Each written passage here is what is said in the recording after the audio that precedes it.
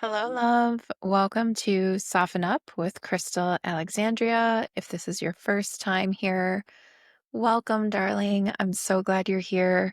If this is your return back to the podcast, you know I'm sending you some extra, extra love. Thank you so much for being here and for sharing episodes with your people and for returning week after week. You are my Soften community out there, and every single one of you I think about every week and send so much gratitude to from my heart to yours. This is truly a love-filled creation, and I really hope more than anything that you feel that love when you listen, you feel that rest in your belly, and you have that permission carried within you to soften against all odds.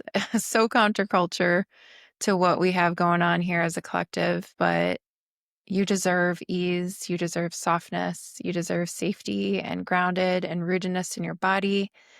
And if you get any of those reminders in little and big ways, anytime you listen to Soften Up, I've done my job well. As a reminder, Soften Up is a soulful hub for exploring the ideas, perspectives, and conversations that make us exhale instead of harden. It's an uplifting space hosting thought-provoking conversations that are designed to let our nervous system reset, give you a cozy corner to rest, and be a bright spot to delight in high-quality conversations on a soul level. It's amazing how rare those are to find these days. We'll go deep. We get witchy with it around here, and we'll enjoy really quality time together, just like today. So, speaking of, today's episode is all about falling in love with transition and transformation in the form of life pivots. We know them. We may not like them all the time, but you know who I've always met during pivots in my life? More of me.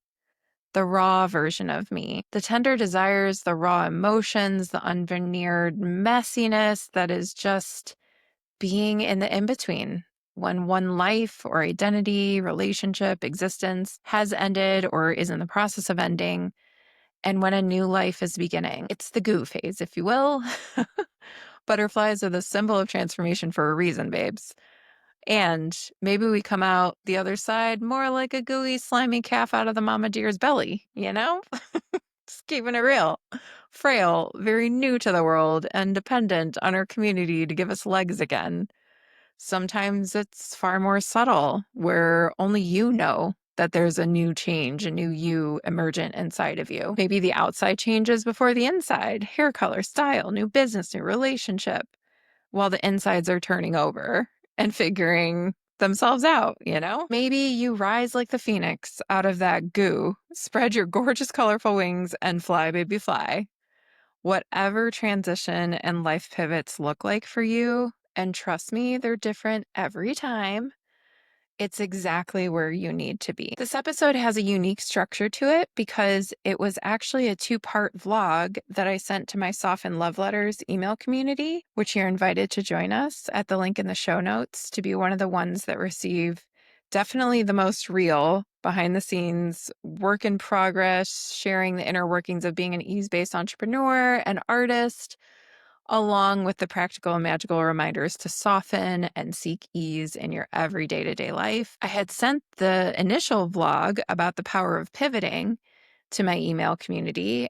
And then the following week, I sent a video reply to a beautiful question I received about figuring out whether it's okay to be a little selfish while amidst transition in her life. Definitely stick around to the second half of the episode to find out why my answer is a wholehearted, very counterculture yes. It is okay to be selfish. And there will be a little teeny musical interlude in the middle of the episode to transition between parts, but be sure to listen to the end to get very real life examples from yours truly, my very own messy life pivots that, well, for better or for worse, tend to be a bit brazen and the opposite of subtle. Just saying. Just keeping it real. Keeping it real, y'all. There have been many people along the way of my last 10 to 12 years that would describe me as selfish when they knew me and my out of the box choices that I was making for my life back then. It is and has been and will be a huge area of learning To be able to be okay with that as a recovering people pleaser, devoted good girl daughter, and learned rescuer of everyone else from their chaos instead of putting what I needed first for once. I finally did. And I'm so proud looking back that I had the guts to make the calls that I made for my life. And transitions and pivots are rarely tidy and reliably messy. But just like the caterpillar mid process of becoming a butterfly, nobody said the goo phase was going to be pretty, but it absolutely is necessary and worth it every single time. Enjoy your listen. Sending you so much love.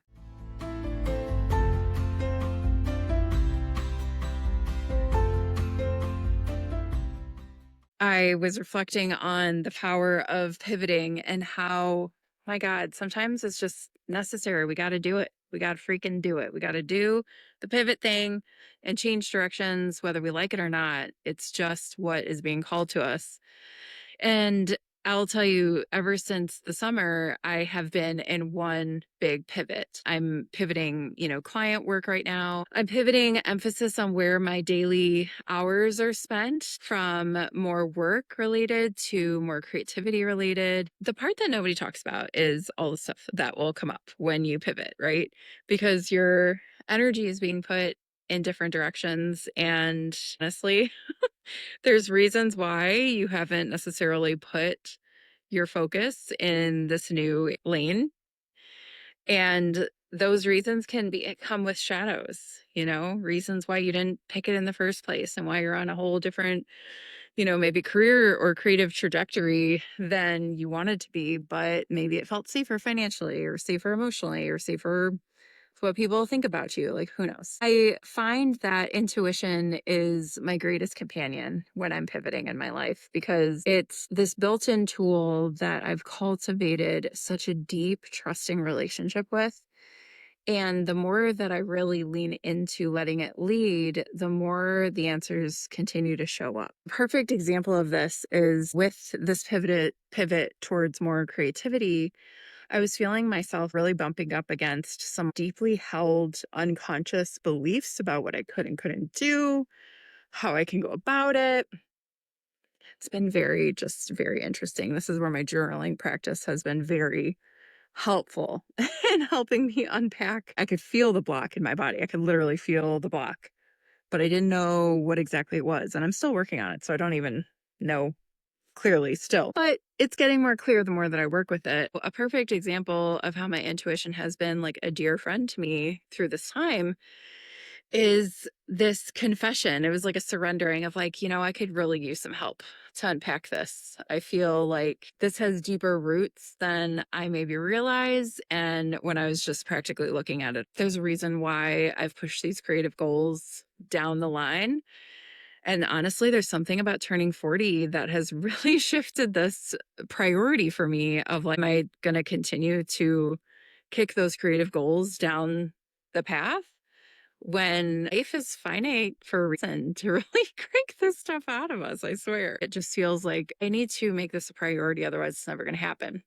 So in doing so, coming up with the stuff, my intuition was like, okay, let me help you. One thing leads to another, and it's very interesting where I'm like, maybe some therapy support would be really great. I start looking through my notes, and this is like intuitively guided. I start looking through my notes app and I start typing in therapy because I know at different times, especially when my sister was a therapist, she had given me different resources and different people for other people in my life that were looking. So I was kind of the conduit for that. Well, don't you know that the list that she had given me, I think there were like two over several years. I ended up going through that list and reaching out to different places, and one of them has worked out. I actually thanked her. I'm like, I don't know if you realize this, but like your recommendation for this place has really worked out for me. This is where I'm going to start seeing somebody new. And she's like, I don't even remember that. That's amazing. So happy for you. I'm like, wow. Remembering that even those seeds planted years ago can come to help you in a moment's notice. You just never know. I feel like every step of every day is just this rich, intuitive field of seeds planted and different opportunities, possibilities to just like pop up in your face. Like, here, this one's ready for you. There you go. And that's how this has worked out. So I feel really encouraged that I'm building a new team for a new time. I've had different support teams around me in different eras and different junctures on my path. And I am so grateful for them. I still look back and am so filled with gratitude that those angels in human form held me through such important times. At one time, I had a therapist, I had a naturopath, a chiropractor, a physical trainer, and a spiritual mentor all around me when I was in my corporate career. And I swear, I remember looking back on that, I'm like, that corporate career was funding my entire wellness team. So badass. And then another time it came in the form of coaches and energetic guides. I had a coach, I had a business coach, and then I had like this whole spiritual, incredible program that I was guided through. And I'm just like, wow, like the right people really do show up at the right time. I feel like this is like a big sister reminder. I just want you to know that it's okay to pivot. If you need to make a change in your life, I promise there's reasons that you need to do that. They may be big, they may be small, they may be mysterious to you for a long time. And then all of a sudden it like really comes together and you can have total clarity of why that needed to happen. But when our intuition calls through our body, it's on us to listen. And maybe it's not the right time for you to listen. That's okay. That's happened for me too, where I'm just like, it ain't, I can't. I just can't. There's too much going on. I don't have capacity to make that change. It feels so much bigger than it actually is because I don't have that capacity. So there's the intuition part, and then there's the readiness slash timeliness part of it. Trust yourself. I just want to encourage you that if you are feeling a pivot, especially in these times, it's really an opportunity for you to start listening to it. It doesn't mean you have to overhaul your life or make a huge leap, but it does mean that you can like pull up your journal and reflect on what is this sensation inside my body? What am I feeling called towards next? It can be just so much simpler than we make it sometimes. Also, getting brave with talking with your friends about it. Talk with close people. Like, I just have this nudge. I don't know what it is. Can I have some space to sound it out? And maybe we can chat about what you hear and we'll just see what comes of it. You know what I'm saying? There's reasons for it, and be gentle with yourself as you're exploring those reasons without the pressure. There doesn't need to be any pressure around finding an answer that first journaling session. It doesn't need to have the pressure of I need to figure out direction, role, and income all at the same time. Try not to do it to yourself. All of that is internalized pressure, internalized capitalism, and internalized perfectionism too. It's just too much. It's too much to take on top of something that already feels so new. There's tremendous power in a pivot. Every time that I've pivoted, really, my pivots have been notorious. I'm not a subtle pivoter. But that's just me. It's just my style. I don't know what it is. It must be some astrological placements in there and some, I don't know, lineage stuff too. But yeah, my pivots have been pretty piercing. But my goodness, for the absolute better. They've been hard work. It's been a little messy. But when I reflect back on my life, I feel really proud of myself for living my life. I've lived, I've lived, and I continue to live inside my days. I live inside my body. And I have so many beautiful stories and rich creativity that has come from getting myself out of my hometown and living around the world and not waiting for other people to do it, figuring that out by myself. And now I'm in a whole new era of how do I co-create? How do I co-create with my creativity? How do I co-create with my wife? How do I co-create with God? How do I co-create with this intense drive to travel, but also having an incredibly amazing home base in my hometown? Talk about a plot twist. Still can't believe I came back to Ohio and that I love it so much. If you feel inspired to share, some of what has bubbled to the surface and hearing me chat about this today. I would love to hear from you. I think that periods of transformation and transition are some of the richest times in our life. And it's usually when we feel most out of control. We feel the worst about ourselves because so much surfaces all at once. But man, I love the opportunity to witness and hold space for amazing, heart-filled people going through transition, to see their creativity, to see their wit, to see even like the vulnerability that comes from feeling messy and like you don't have it together.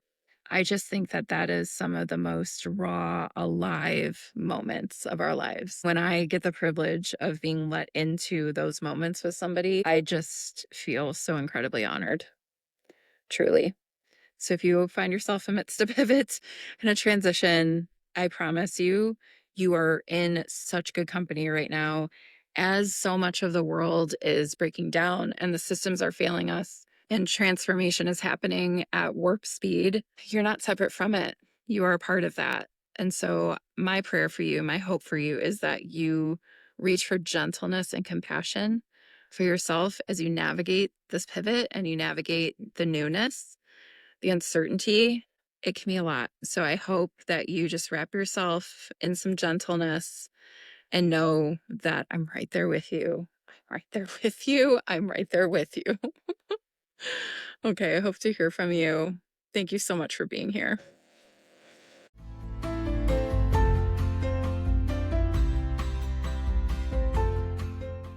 I wanted to take a little time to answer a question that came in from one of the recent vlogs and newsletters that I had sent out that was called The Power of the Pivot.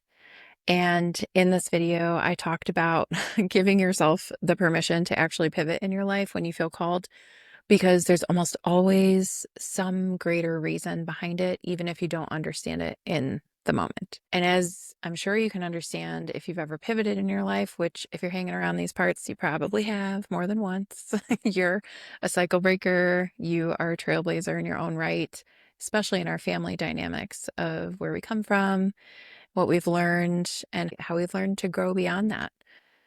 If you have pivoted in your life, you know that it's not the easiest thing, especially when you're in that decision-making process.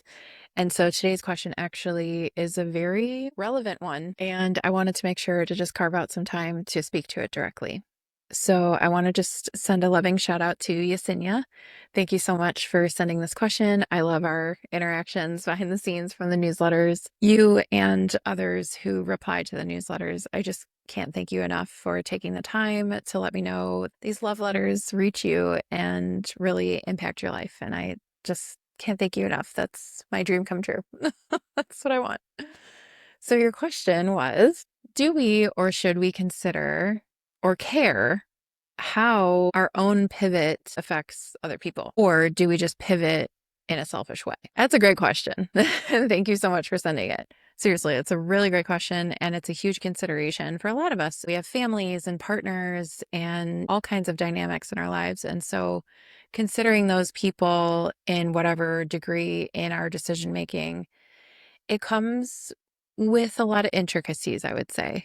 And at the end of the day, I think the most important takeaway is that this is your beautiful, precious life.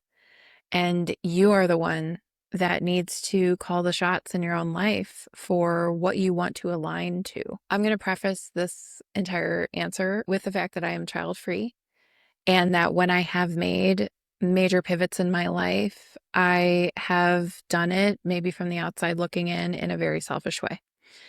I think that it comes from my rebel side, the side of me that's willing to risk things to make my life better in some really measurable way. I got a really big wake-up call when my mom almost died in 2011. I was 26 years old. And I think with somebody that either experienced a near-death experience or was nearby, close and engaged with a near-death experience, it gives you a lot of perspective on time and the power of living our life the way that we really want to.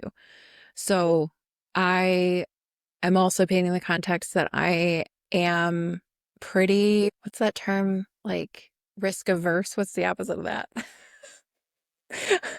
I am willing to take risks in my life, and they've been pretty big ones. Everything from solo travel halfway around the world to selling all my stuff and moving it clear across the country with nothing but a suitcase and a backpack and figuring it out as I go. I am definitely a leap person and an all-in person when it comes to those leaps. So I think what's important when you're talking about this conversation is to assess your risk tolerance level and to know about yourself what level of risk can you metabolize.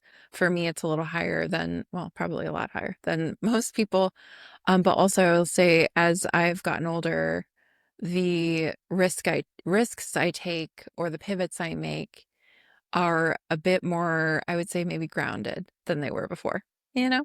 So, with all that context painted, that's where my answers are going to come from. Okay.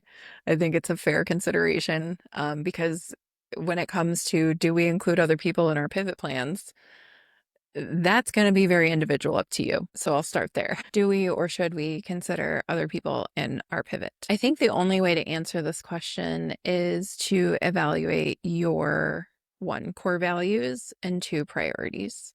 Your core values are going to guide you to what's most important to you. And at the end of the day, core values actually, they're an excellent built-in decision-making tool. And when it came to one of my big pivots of solo traveling to Bali by myself at, I think I was 29, it was my core values that led me to the yes around that decision.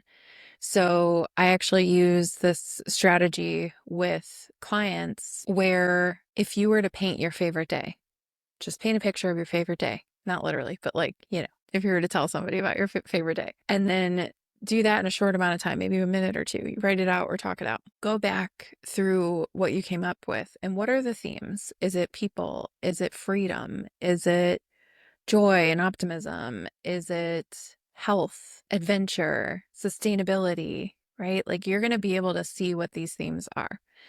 So when it comes to big decisions and whether or not to include people in them, are people one of your core values? Are having buy-in from people that you really deeply trust part of your core value process?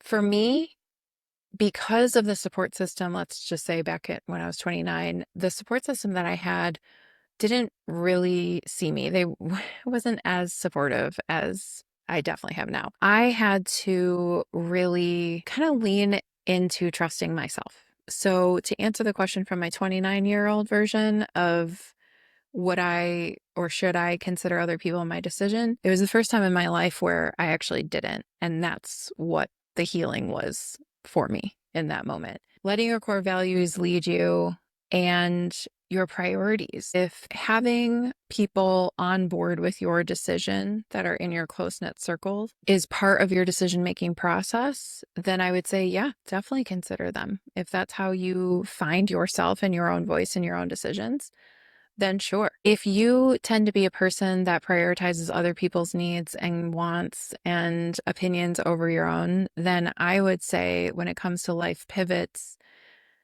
you really got to listen and tune into yourself.